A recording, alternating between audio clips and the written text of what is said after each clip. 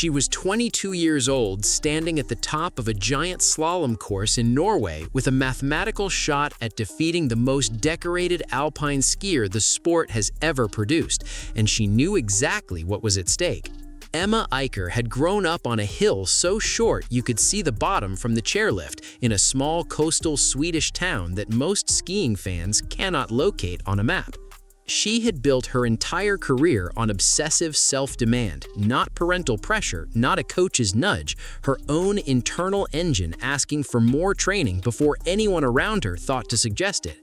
Her childhood coach remembered watching her between the ages of 3 and 5 and describing that rare quality she carried, the ability to absorb instruction instantly and then immediately ask what came next.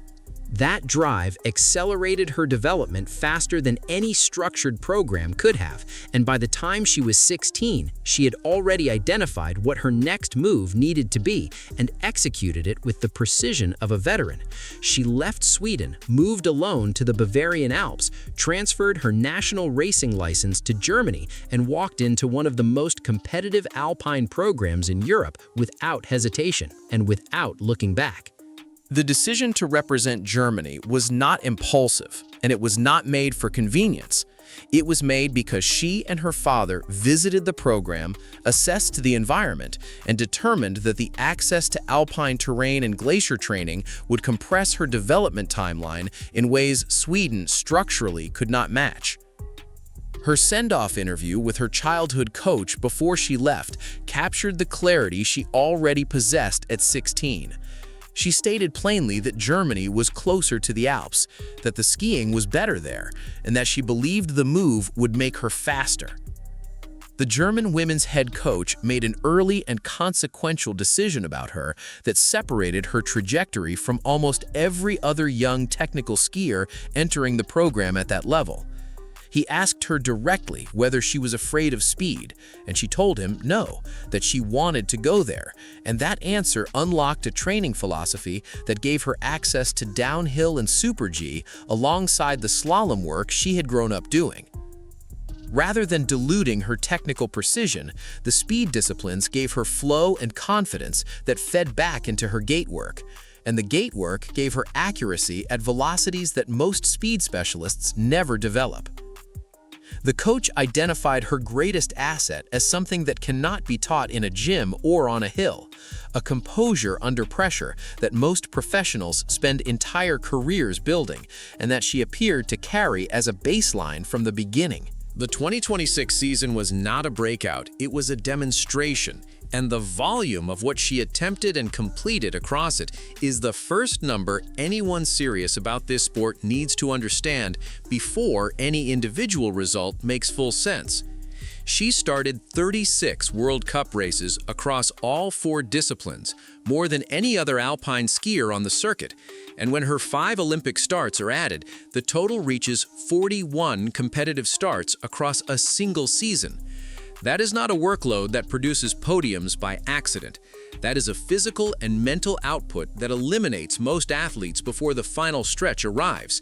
And she was not just surviving it, she was accumulating results that put her in contention for the overall globe. She opened the year with 2 World Cup speed victories and 3 slalom podiums before the Olympics.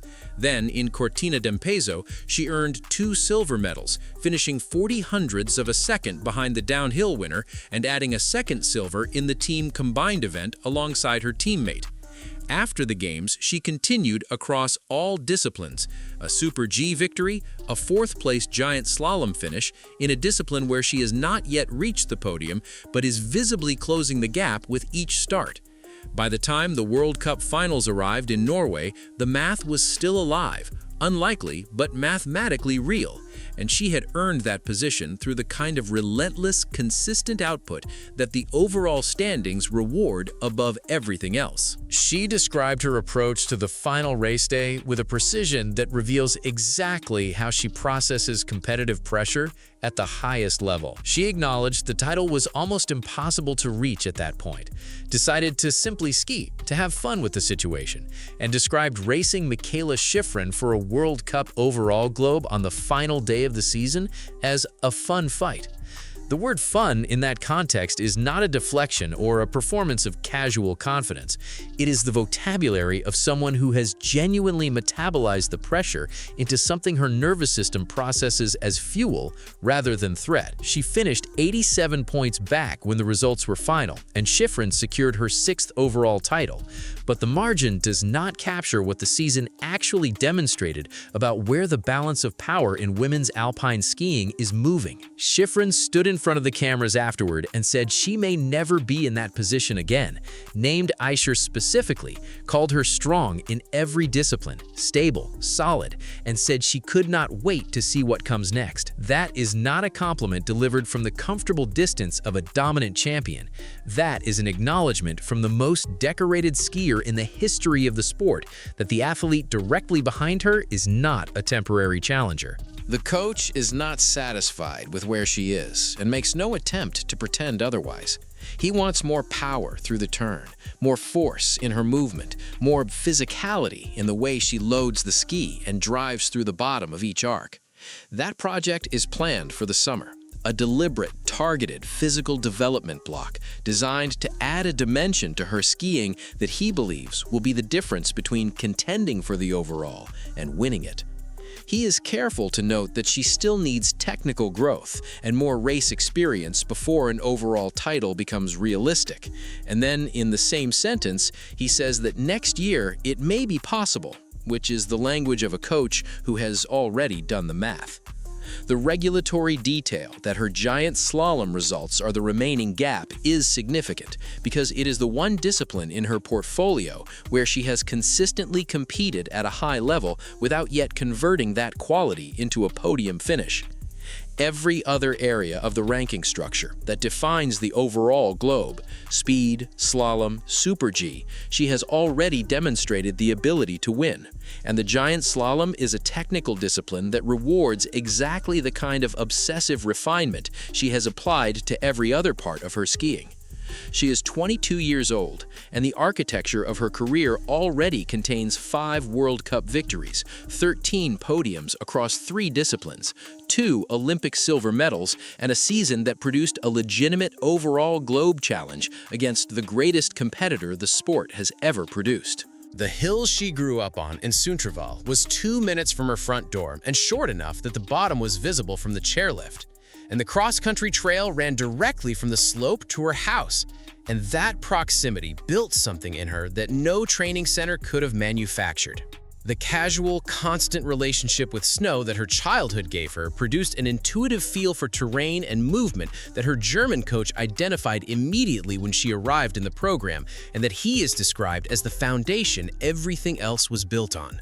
She is the product of a specific combination of factors: a home environment that made skiing as natural as walking, a personal drive that arrived before any external structure asked for it, a bold relocation decision at 16 that accessed the terrain and the program her development required, and a coaching philosophy that refused to limit her to a single discipline when her feel for the mountain made all of them available to her. The sport is watching a 22-year-old who has already constructed one of the most compelling individual seasons in women's alpine skiing history, and whose coach is spending the summer figuring out how to make her more powerful before the next season begins. Shiffrin still holds the torch, and the record, and the titles, and she earned every one of them across a career that has no meaningful parallel in the history of the discipline. But she stood in front of the cameras after the final race of the season and described a new generation arriving.